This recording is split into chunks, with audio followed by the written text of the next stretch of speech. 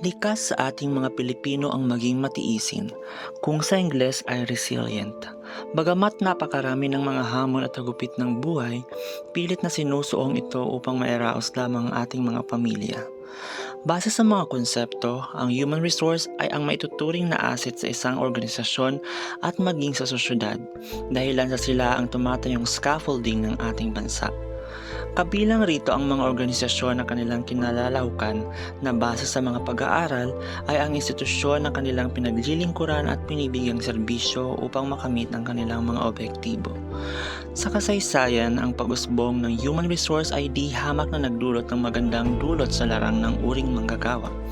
Ngunit kakabit bago pa sa pag-usbong nito, makikita ang mga marahas na trato sa kanila sa global na arena ng pagtatrabaho. Nariyan ang masalimuot na lugar na pinagtatrabahuhan, di pantay na pagtrato at pasahod, at pamumulubi sa mga uring manggagawa. Sa dokumentaryong ito, makikita ninyo ang estado ng ating bansa, kung naging mabunga na ba ang human resource management natin o wala pa rin pinagbago sa mariing na pamumulubi sa ating mga kapwa, lalo na sa panahon noong pandemya. Sa dokumentaryong ito, inyong matutunghayan ang buhay nila Francia at Merlina, mga uring manggagawa na nagtatrabaho sa syudad ng Naga. Ating kilatisin ang dulot ng kasaysayan, pag-usbong ng atibulasyon ng HRM sa kanilang buhay, gayon din ang mga konsepto ng ethics sa pagtatrabaho. Samahan ninyo ako na suungin at lisanin ang mundo ng akademya at kitain ano na nga ba ang estado ng uring manggagawa. Nakabalot sa kapote, dala ng malamig na panahon, walis rito at walis doon. Hindi pa titigil sa pagkayod si Merlina, para sa kanyang apo at sa pamilya. Di alintana ang kanyang tanda upang may sakatuparan ang mga kailangan ng pamilya.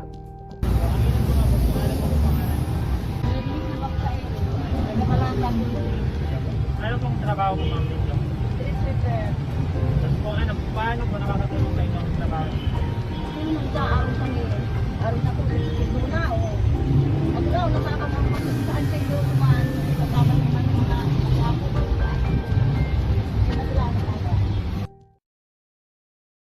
Sinasabi sa kasaysayan ng HRM sa Pilipinas, noong pre-Spanish era, tayo ay mayroon ng barter system o pakikipagkalakaran sa mga karating bansa. Noong Spanish era naman, kakulangan sa edukasyon at pamumulubi sa mga Indios ng mga praile at iba pa. Dumating ang mga Kano at nagkaroon ng sapat na oportunidad sa pag-aaral ang mga Pilipino at pag-usbong ng unionism. Ngunit sa pagdating ng mga Hapon ay ang pagyurak nila sa karapatang pantao, lalo na sa edukasyon, pagsira sa mga nakagawiang mga pangangalakal at iba pa. Sa kasalukuyan, unti-unti nang nagbabago ang Pilipinas. Bagamat marami tayong pinagdadaanan sa global o lokal na kasaysayan ng HRM, di tayo nagpatinag at nakamit pa rin ang kalayaan sa mga mananako. Gayon din, sa global na pagtingin, ang kasaysayan bago pa man ang HRM ay masalimuot. Nariyan ang mga slave trade, ang hindi maayos na silid sa pagtatrabaho, gayon din ang di pantay na pagtrato sa mga manggagawa. Sa global na perspektibo ngayon, na-develop ang HRM na naglalayang paigtingin ang pagpapalawak ng kaalaman ukol sa pagbibigay hustisya sa nararapat na trato sa mga manggagawa at malawakang pagpaplano ng isang organisasyon para sa kapwa.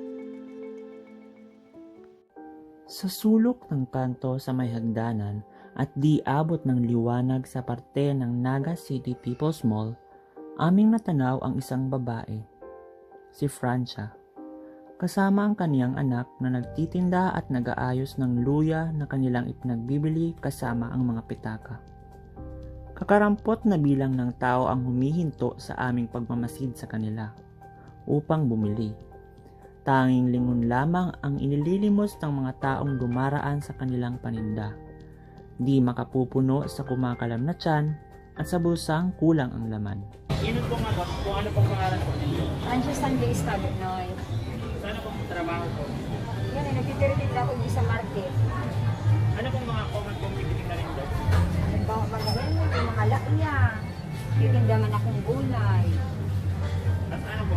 Paano po nakakatulong sa inyo ang trabaho ninyo sa ngayon sa pandemya? Habang manitiritin ako sa araw Makikita natin sa kwento ng buhay ni Merlina at Francia na bagamat nakikipagsapalaran sila sa mahirap na buhay nitong pandemya at post-pandemya, may isasalamin sa kanila ang pag-usbong ng HRM. Maraming mga walang ipinagbago mula sa kasaysayan ng HRM. Makikita sa kanilang silid na pinagtatrabahuhan, hindi gaano sila nabibigyan ng espasyo, lalo na sa lagay ni Francia. Hindi rin sila gaano nabibigyang tugon ng gobyerno sa mga posibleng oportunidad na di hamak na sana'y mayroon sila buhat ng kanilang mga dinadalang pasanin sa buhay. Sa lagay ng buhay ni Merlina at Francia, marahil tanungin natin kung nakukuha ba nila ang kanilang karapatang ethics sa pagtatrabaho. Nariyan ang sapat na sahod para sa mga gastusin, pagbibigay programa at training sa kanila bilang mga manggagawa, kung nahaharas ba sila sa kanilang kalagayan at iba pa. Bagamat nakaalpas na tayo sa mariing na dikta ng mga mananakop, mabuti pa rin na ating siyasatin ang kasalukuyang lagay ng ating mga kapatid na manggagawa. Maaaring ikaw ay nasa mabuting kalagayan ngayon. Malinis, komportable o di naman kaya may sapat na kita sa iyong trabaho.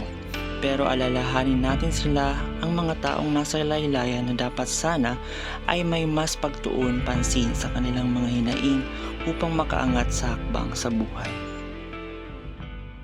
Sa dokumentaryong ito, aking napagtanto na higit kahalaga lalo na sa mga itinuturo sa ating mga silid ang kahalagahan ng pakikipagkapwa at gawin ang mas nakabubuti at sakripisyo.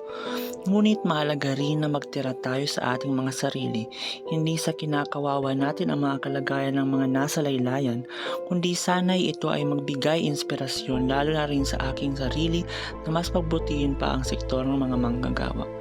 Marahil marami tayong mga iniinda sa buhay, pero sa mga oras na tayo naman ang maging miyembro ng manggagawa, ating ipakita na ang pagtatrabaho ay oo, may kaakibat na sakripisyo, pero isaalang-alang din natin ang ating mga karapatan bilang miyembro ng organisasyon o ng ating bansa at sabay-sabay nating adhikain ang mas progresibong bansa at mga objektibong pangkapwa, dahil hindi lang tayo mamamayan ng ating bansa, kundi global na mamamayan na tumutugon sa hamon ng mundo.